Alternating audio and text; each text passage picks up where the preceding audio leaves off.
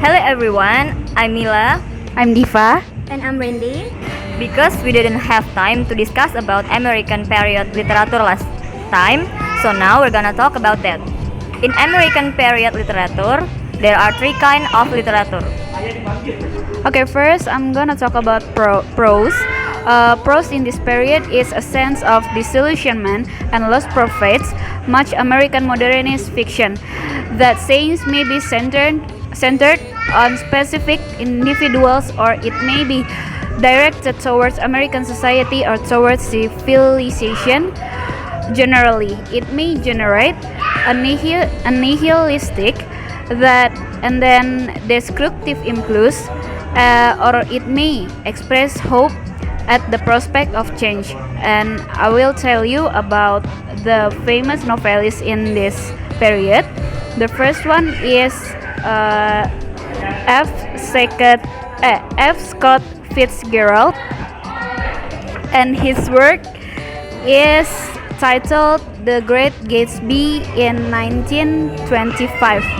And the second one is Richard Wright, and his work is titled Native Son in 1940. And the last one is Zora Neale Hurston, that told the story about a black woman in three marriages, entitled Their Eyes Were Watching God in 1937. Okay, I think that's all from prose, and the next one is poetry. So I'm gonna talk about poetry. The first person is Carl Sandburg.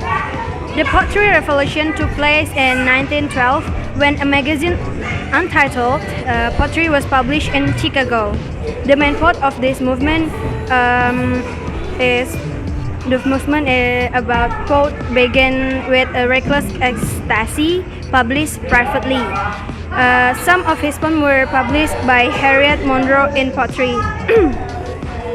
And then about Ezra Pound. The most influential poet of that time was Ezra Pound, who began his creative life as a person who liked to imagine and believed that emotion should be expressed in short poem, but precisely with a real impression as the center.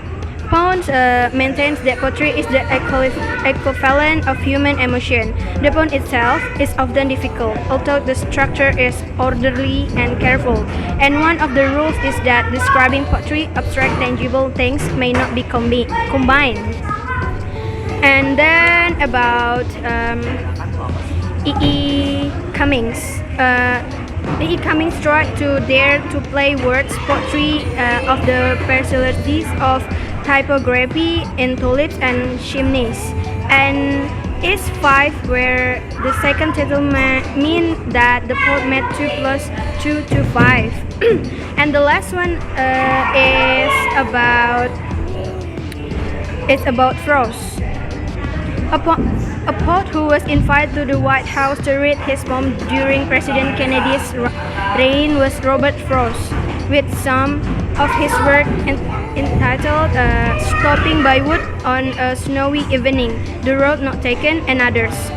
Like Eliot and Pound, he went to England because he was attracted by new movement in the poetry there. Its popularity began by writing a traditional life and agricultural area, reminiscing with old ways, raising universal issues such as harvesting apples, stone walls, fillet roach, and so on. And the last literature will explained by Mila. Okay, and now we're gonna talk about person in drama. The first one is Eugene O'Neill. Eugene O'Neill is a writer who used several different styles. He usually arranges his plays based on brutal facts, but its dramatic peonies always have a second dimension in their spirituality and religion. His first drama material was taken from his experience as a sailor.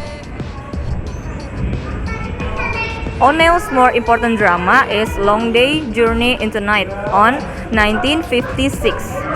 This describes a family breakdown due to illness and drug addiction. We move to the second one. Number 2 is Maxwell Anderson. Maxwell said that because drama was nothing more than an adjustment to reality, he wanted to try first drama. First, he tried poetry on historical subjects, Elizabeth the Queen on 1930 and Mary Scotland on 1933, then returned to the present in Winters on 1935. Number 3 is Tennessee Williams. Tennessee is a talented playwright. Produced The Glass Menagerie on 1944, followed by A Streetcar Named Desire on 1947, a depressing picture of a frail rich woman living in a vulgar dream world. And number 4 is Arthur Miller. During the spring of 1936, Miller wrote the drama Novillain, who won a Hopwood Prize. The following year, he brought Honors at the Dawn on 1937.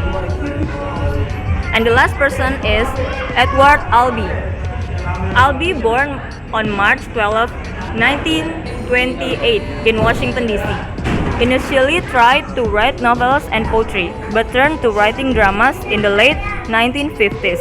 Edward Albee's early work, The Zoo Story on 1959, centered on this unsolved problem faced by two people trying to communicate with each other. So that's all about Person on Drama. So, in conclusion, actually the literature from Old English period until right now are same. What makes it different are the writers and the situation that occur itself. I hope you all interested with literature and thank you for watching this video. See you in the next video. Don't forget to Like, comment, and subscribe. Thank you. Bye. Needless to say, I keep a check. She was a bad